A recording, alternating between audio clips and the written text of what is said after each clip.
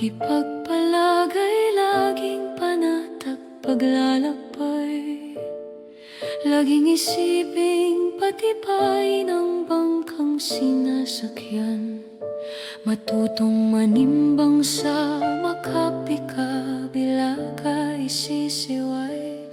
Pwede mong labanan o kaya'y magbagos na lamang. Sa paglalakbay, ihipan ka ng lamig ng hangin. Namihan sa kalagitna'y malakas na bukso ng habag at mararanasan.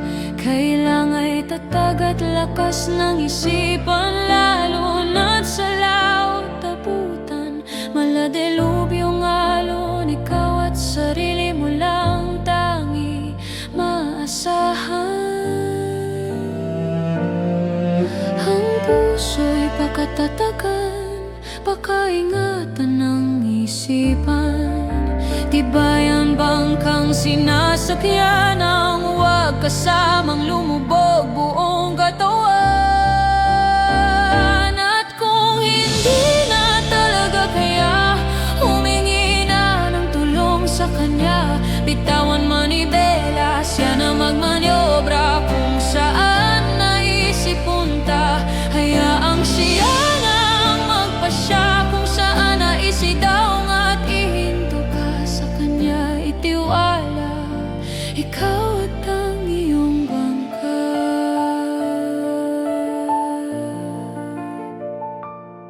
Mga problemang dumarating, huwag dibdibin at isipin. Presensya niya'y laging nakaalalay sa atin.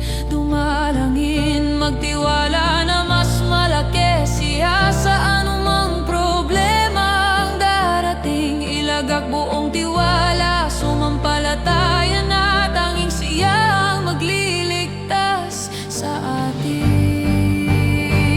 At kung hindi na talaga kaya, humingi na ng tulong sa kanya. Bitawan manibela, siya na magmaniobra kung saan niya naisip punta.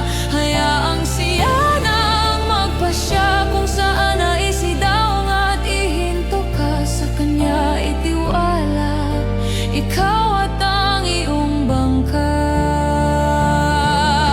Ikaw ang aking angkla at ang aking timon, at ang aking paghinto at aking pagsulong. At kung hindi na talaga kaya, humingi na ng tulong sa kanya. Bitawan manibela, siya na magmaniobra kung saan naisip punta. Hayaang siya na ang magpasya kung saan naisip daw at ihinto ka sa kanya. Itiwala, ikaw at ang iyong bangka. Sa kanya magtiwala.